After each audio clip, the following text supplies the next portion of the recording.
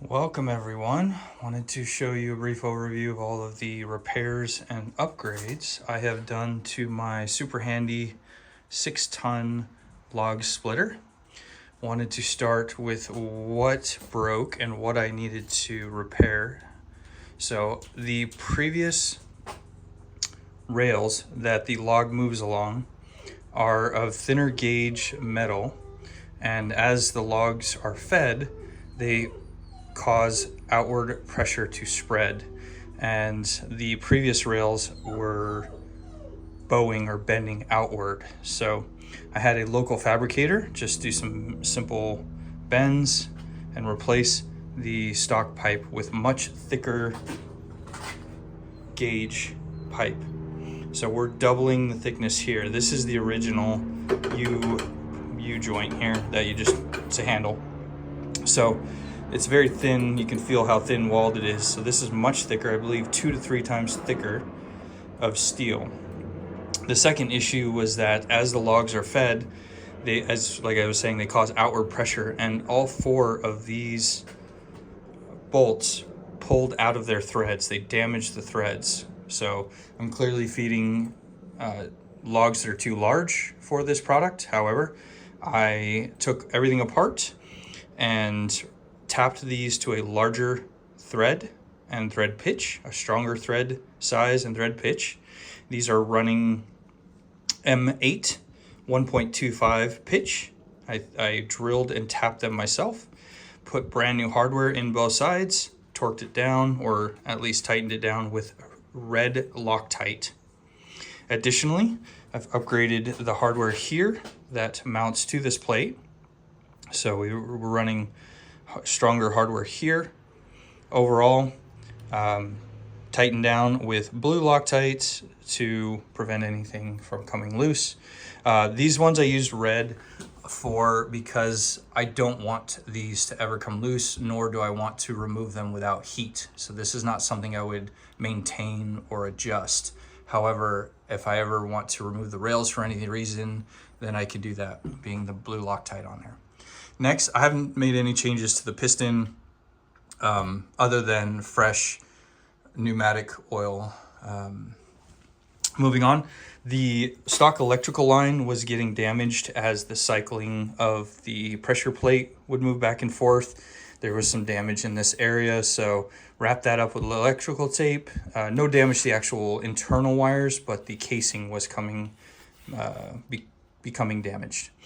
So I wrapped it with electrical tape first, then I had this spare cable guide, whatever, hanging around my tech bin. So installed that, a bunch of zip ties all over it, kept it taut so that it's always pulled away from that cycling plate right here. This is the pusher. It's routed through here, around here, so nothing can move. It's all just static and kept away from the entire process. Then run to an extension cord to my house. Next, I wanted to go over this area. So this was the biggest cause for damage. This hexagonal piece of bar stock is welded to the pneumatic piston here. That's stock. That was fine.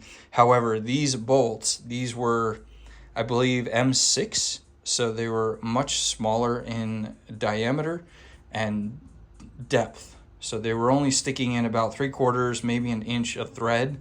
I went with a much longer M10 1.25 thread pitch instead of the stock finer pitch, and also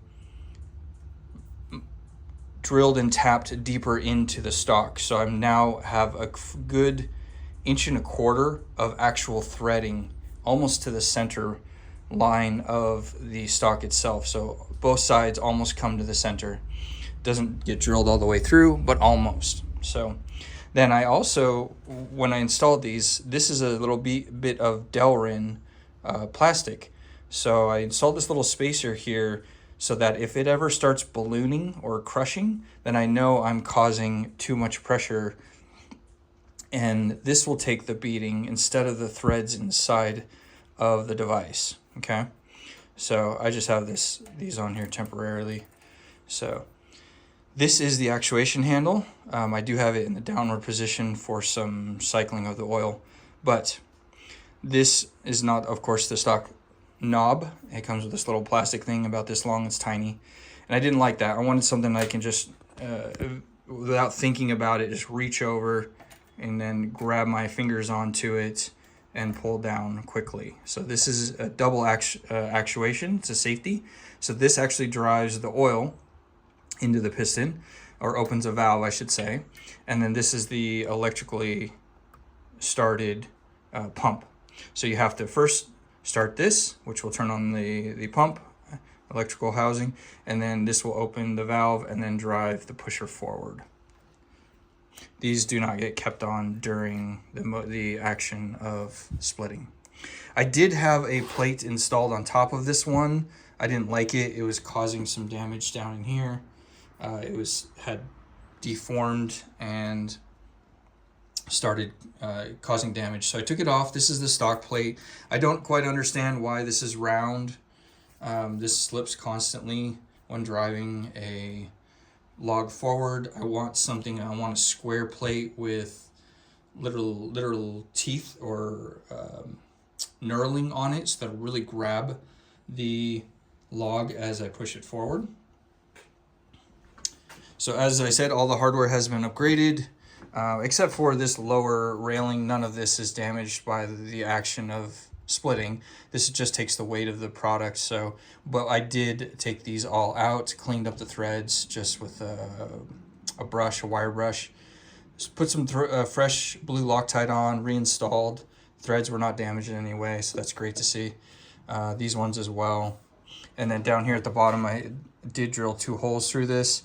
That way I can mount it directly to the temporary desk out here outside, and it won't move around at all with any vibrations or such. This thing is very heavy anyways. It's all steel and carries the weight well.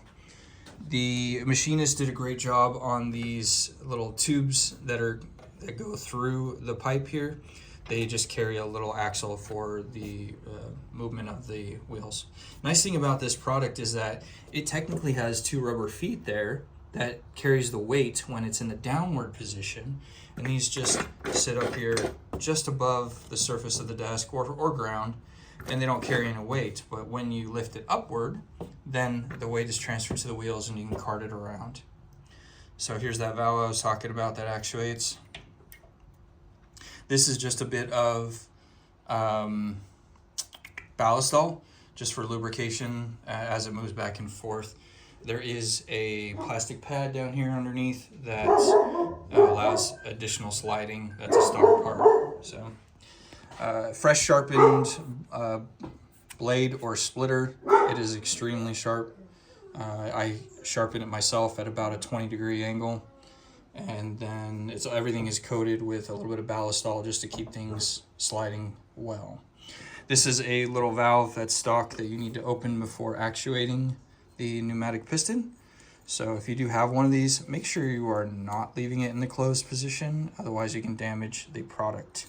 It does need a little bit of air to breathe, so you just open that up just a little bit through your splitting process.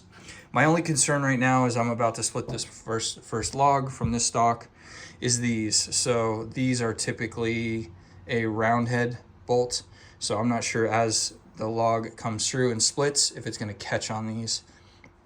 If it does, then my next session I will replace this particular bolt and file a square hole here and put in a carriage bolt that will stay in the right position and not just have a nice dome to it and won't get caught by any of the logs. So stay tuned for the next part of this video as I split the first log.